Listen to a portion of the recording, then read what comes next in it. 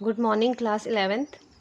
आज मैं आपके लिए लेकर आई हूँ कबीरदास द्वारा रचित पाठ हम तो एक एक करि जाना व संतो देखत जग बौराना पाठ के प्रश्नोत्तर।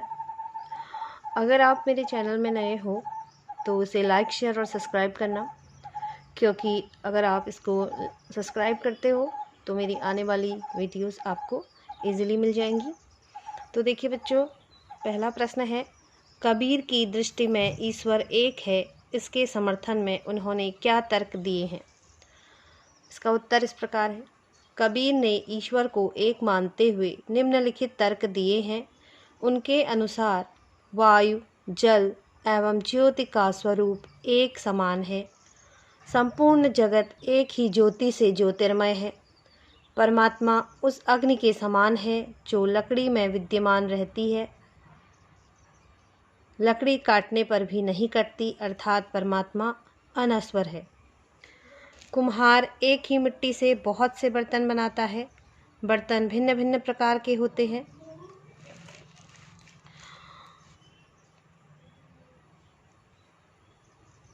उसी प्रकार प्रभु एक ही है और वह भिन्न भिन्न प्रकार के मनुष्यों की रचना करता है।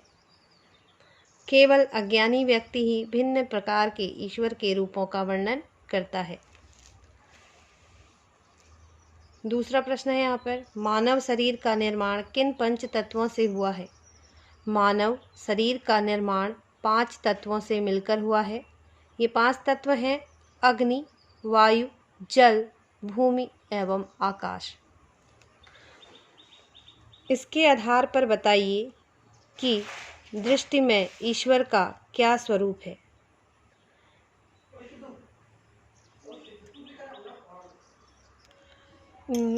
ये तीसरा वाला प्रश्न बच्चों काव्यांश के आधार पर है, और ये काव्यांश है।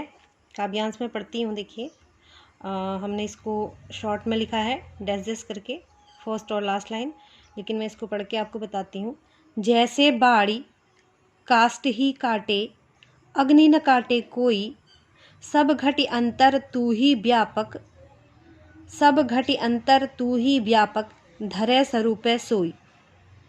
तो इसके आधार पर, इस काव्यांश के आधार पर बताइए कि कबीर की दृष्टि में ईश्वर का क्या स्वरूप है। यहाँ पर कबीर आएगा। बताइए कि कबीर की दृष्टि में, कबीर की दृष्टि में ईश्वर का क्या स्वरूप है? तो इसका उत्तर देखिए, प्रस्तुत काव्य पंक्तियों में स्पष्ट किया गया है कि ईश्वर सर्वव्यापक है, जगत के कण कण में विद्यमान है। संपूर्ण जगत में उसका अस्तित्व भी उसी प्रकार है जैसे लकड़ी के अंदर अग्नि का निवास होता है। लकड़ी को काट दिया जाए तब भी अग्नि नष्ट नहीं होती, उस प्रकार वह भी मनुष्य के शरीर में रहता है। उसी प्रकार वह यानी कि ईश्वर भी मनुष्य के शरीर में रहता है।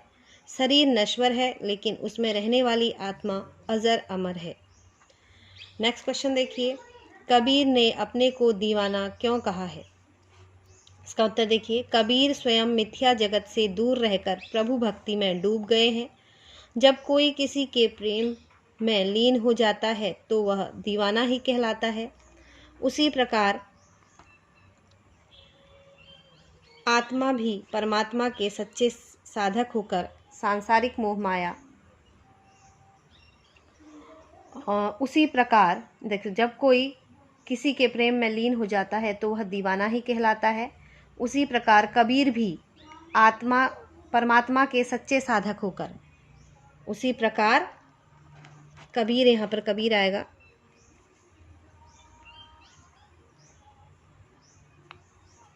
उसी प्रकार कबीर भी परमात्मा के सच्चे साधक होकर सांसारिक मोह माया से दूर हो गए और निर्भर होकर प्रभु भक्ति में लीन होकर स्वयं को दीवाना मानते हैं। ठीक है। अब प्रश्न नंबर 5 देखिए, कबीर ने ऐसा क्यों कहा है कि संसार बौरा गया है? कबीर के अनुसार संसार बौरा गया है अर्थात पागल हो गया है, क्योंकि सांसारिक लोग सच्चाई पर विश्वास न करके झूठी बातों को सच मानते हैं। परमात्मा को प्राप्त करने के लिए स्नान ध्यान करना, तीर्थ व्रत करना, टोपी माला तिलक छापा धारण करना आदि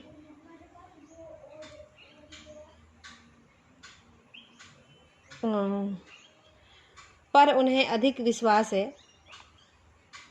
परंतु जैसे उनको किस पर विश्वास है? तीर्थ ध्यान स्नान तीर्थ व्रत टोपी माला तिलक छापा धारण करना आदि,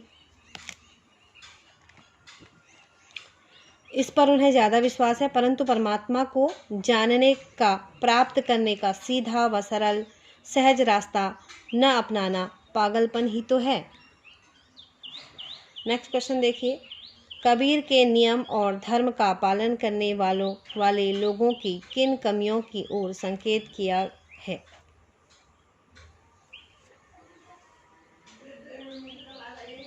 कबीर ने नियम और धर्म का पालन करने वाले लोगों की किन कमियों की ओर संकेत किया है? कबीर के नियम और धर्म का पालन करने वाले लोगों की मुख्य कमियों को स्पष्ट करते हुए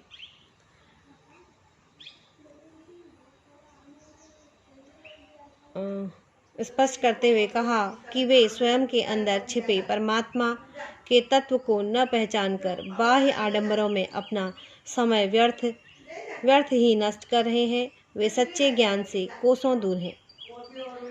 नेक्स्ट नंबर 7, अज्ञानी गुरुओं की शरण में जाने पर शिष्यों की क्या गति होती है? अज्ञानी गुरुओं की शरण में जाने पर शिष्य संसार रूपी मोह माया के सागर में डूब जाते हैं। गुरु अपना तो विनाश करते ही हैं, साथ में शिष्यों को भी पतन के गर्त में धकेल देते हैं। अज्ञानी गुरु अपनी श्रेष्ठता प्रदर्शित करने के लिए शिष्यों को मंत्र तो देते हैं, पर न तो स्वयं का कल्याण कर पाते हैं और न ही अपने शिष्यों का। तो स्टूडेंट, ये थे आपके लिए कबीरदास पाठ के प्रश्न उत्तर। आपको यह प्रश्न और उनके उत्तर बहुत ही आसान भाषा में प्राप्त हुए हैं।